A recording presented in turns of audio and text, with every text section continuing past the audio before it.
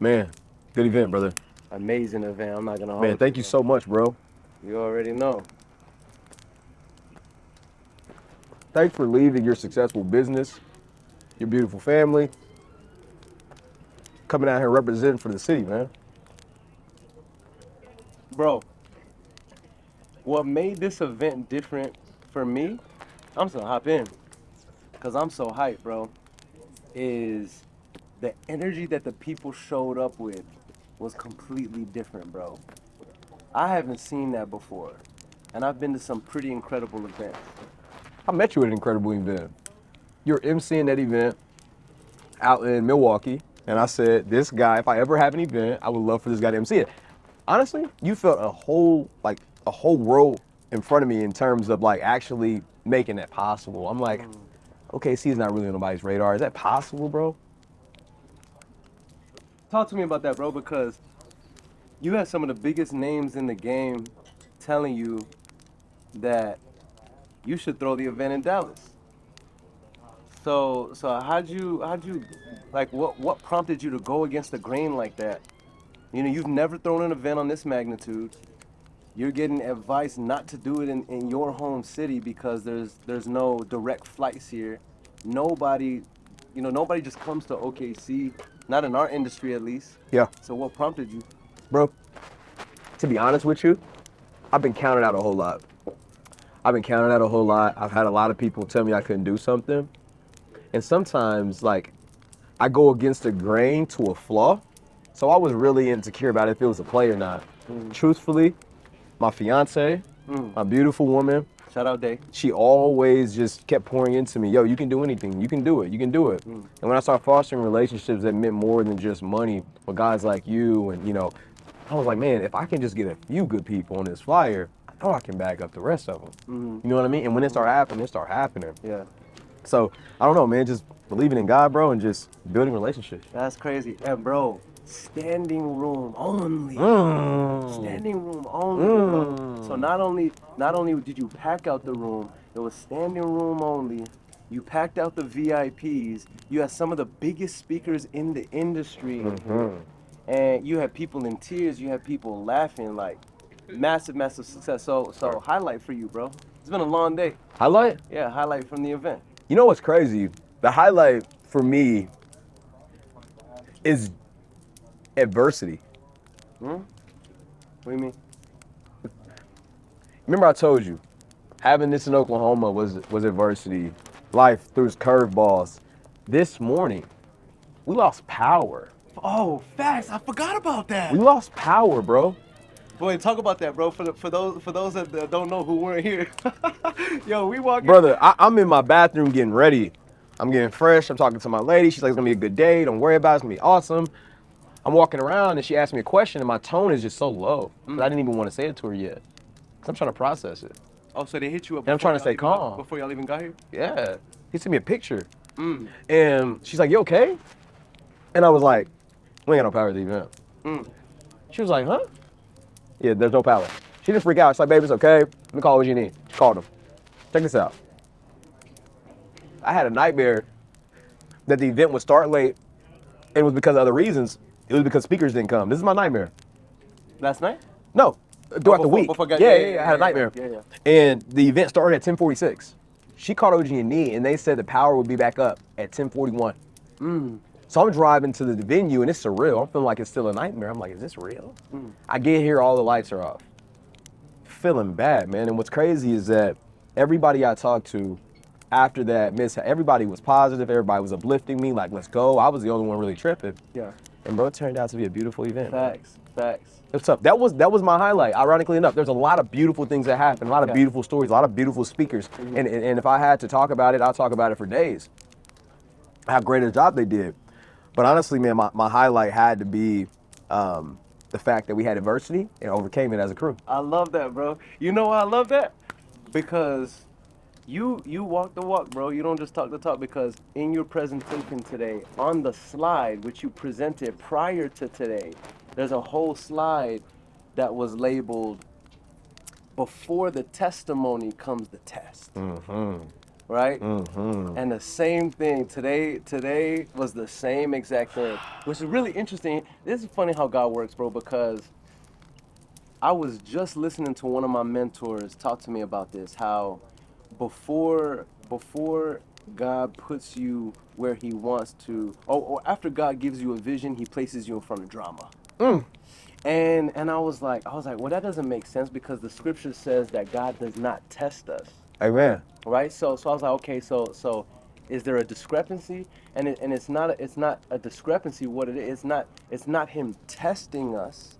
What it is him preparing us. Oof. And so I was like, oh snap. So my mind was blown because, and that's why I say that it's funny how all this works, because when you said that, I'm like, that's so crazy. We're on the same vibration, because I was just learning about this. That it's not a test. It's not a test to see if we're qualified. What it is, it's preparing us so that we can sustain the blessing. For example, watch this. Nature teaches lessons, right? So if the caterpillar goes into the cocoon and it has to struggle and fight and scratch and claw in order to get out. Now, if we were to cut the cocoon and let it out of sympathy for the caterpillar, because we don't want it to struggle, its wings wouldn't be strong enough to fly. Oof. So after God gives us a vision, he places us on the path of drama so that we have the strength to sustain the blessings we're destined for. That's powerful, bro. So when you said the test, we have to, before the testimony comes the test. I was like, man, me and Tez are on the same wavelength, bro. But man, I gotta say, like, the way you handled it, I could tell that it was on your mind. Yeah. But bro, you Yeah. handled it like a G. I told you that. Yeah. I told you that when we were Yeah. in front of the room. You know what I mean? You handled that like a G. Man. I love it. But I didn't expect for you to say that right now, bro. In fact, but what I tell you, I said we're gonna end up turning OKC on his head. I forgot, bro. I forgot. You've been saying that. I legit forgot that there was a doggone power shortage. What about you though, bro? What was the highlight for you? Because you've been to a lot of events. Again, met you at a dope event. You were hosting a dope event. I really don't know any other host or MC better than you. At all. I appreciate that. At all, bro. Those are heavy words. Don't care what nobody say. Man, Every event I you catch have. some heat for that. Hey, every event I catch some have, heat he for MC. Hey, yo, did Aaron not hold it down today? Come on. Let's go. I appreciate that, bro.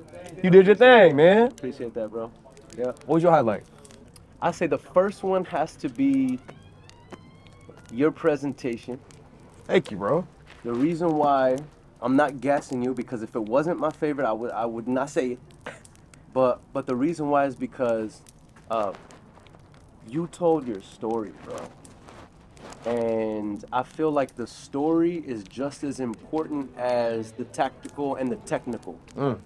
Now, there has to be a balance. If there's too many stories, then it's like fluff, and there's not enough substance, right? Yeah. I feel like there was just enough froth. You know what I'm saying? And your story was important because the more I've gotten to know you, I'm like, man. And I feel like I've said this, so I feel like I'm being congruent. Bro, like, you're really out here impacting, bro, like, on that level. Like, you're really him. Thanks, bro. You're really him, bro. Thank and you. To tell your story, I didn't know that about you. Were born in prison, bro. Yes, sir. Your mom was shackled while she gave birth to you, bro. It's crazy to me. I was up there crying, bro. Bro, I was yeah, you trying had us to tearing imagine. up. Yeah, I You was had us trying to tearing up. imagine what that felt like. You know what I mean? Because you know how it is. Like, you strip a baby from their mom. They're supposed to be with their, but that's why they Facts. give you maternity leave. You know what I mean? Like, you're supposed to be with your mom, bro. Like, naturally. Why'd you tell that story, bro? Like, what prompted you to tell that story? Because, and then here's the next thing. Here's what was my favorite part. I felt like, I don't know the full background of your family dynamic, but I felt like to tell that story in front of mom and grandma Hard. being there, Tough. and family being there. I'm Yeah. like, oh, that's courageous, bro. Cause there's things in my family dynamic that I wouldn't, even though I know my family they wouldn't fault me for. I don't know if I'd feel comfortable talking about certain things like that. So that's why I'm asking, like what made you, like what prompted you to tell that part of the story? Because you could have told that whole thing. You had an hour-long presentation. You could have done that without telling that beginning. You know what I mean? Yeah. I think it was important, bro. Like, something my mom always told me is, she's like, don't be embarrassed about where you come from. Like my mom specifically. Don't be embarrassed about where you come from. Don't hide where you come from. Don't be ashamed. That's the word don't be ashamed about where you come from. And I know what she means, bro. And I feel like a lot of times, like even there, my mom was in the shadow of my grandma. But my mom was in the shadow of my grandma, but my mom still gave me birth. You know what I'm saying? I still love her, bro. So I feel like more people really got to understand, like, man, if you ashamed of where you come from, you really closing the door on being able to deliver and really inspire and motivate some people who can't connect because they trying to connect with a version of you that ain't really you entirely. So example, if you start at you know if you start at 40% of your life, right? Like you at age 25, and you tell the story from 25 to 35, somebody is at your first chapter still, or your second chapter, or your third chapter until you got there. So when they trying to connect, you're not understanding why they not feeling you and not connecting with you. That's because you're not giving you. You giving who you've become. You giving the evolved version of you, not the evolving. If that makes sense. The piece that's still going through being evolved. So like the impact and like the truthfulness and the fact, like I took a minute and I said, I don't know what you're going through, but you're going through something. I said that intentionally because some people could say, well, I had my parents. My mom wasn't in prison, and they may disconnect. But no, you're going through something. Let's be real. And you may not share it with me, but when you go look in the mirror, you know what it is. Or you've been through something and you know what it is. And you ashamed to share it, not you, but other people in the crowd. And if you ashamed to share it, listen, or you don't want to share it, you really, really, really robbing the people who want to know you for you. A lot of times it's like we get up there, we talk about all the great things we've done financially and materialistically. And these people, they can do that. I mean, I had multiple millionaires and nobody knew was millionaires. A couple of them are still here that loaned me money in that crowd. They didn't want to hear about money, bro. They didn't come here for that. They came here to understand more about who Tez is. What's the story? Who are the people that I can connect with? I want something more valuable than money. I want a relationship with this person. They could be anywhere in the US, bro. And they came here tonight. And I said, look, if I'm talking about evolving, it's more than just our city. I want you to know the evolution of who I am. Because next year when you come back, we ain't got to tell a story. You heard that story. You know what I'm saying? So, bro, I really felt like it impressed on my heart that I had to really give it. And another thing, I went to my lady and we were in the house and I was talking and I got some advice from a few people and they was like, man, I was like, man, what do you think I should talk about? Because I didn't even have my thing put together like until like a week ago. And she was like, and I was like, yeah, this person said this. Like he like talk about who I am now and who I'm becoming. And she's like, I mean, it's cool and all, but I disagree. Like people coming to know you, who you are entirely. And the thing about my mom is, bro, like, you know what's crazy? Is although a person may not be there, their absence can still influence what you do. You know what I mean? So many people say my dad wasn't there, so I did this. They still had an impact. And you can give credit or you can use it as like fuel. Either way. If I had to give credit to somebody who wasn't there, like my dad who wasn't in my life, if I looked him in his eyes, I would say thank you. Not I hate you. Because who I am today, I don't need you as a man. You know what I'm saying? Because of your absence, I became. And I'll never let my little girl or anybody that I birthed be that. And I can thank him for that. So you give thanks for the people who there, you can give thanks for the people who not. Man, that's heavy, bro. And today it was about that. It's like, I love my mom, I love her to death, but regardless if she was there or not, I was gonna go crazy. It was a God's plan. So thank you, mama. You know what I mean? Yeah, that's crazy, bro. That's crazy. I have another highlight. Talk to me. I have another highlight. Talk to me. I brought my step boys were here too. Okay. One's 12 years old. Okay. Okay. And the next one, so that's Bub, he's 12 years old. And Renee, he's 15. Okay. Listen, when I tell you that they wrapped attention the entire 8-9 hours, bro. What? I've never seen that, bro. I've never seen that. They've expressed interest in what I'm doing. In fact, both of them have. But I've never seen, I've brought them to multiple events. That's special.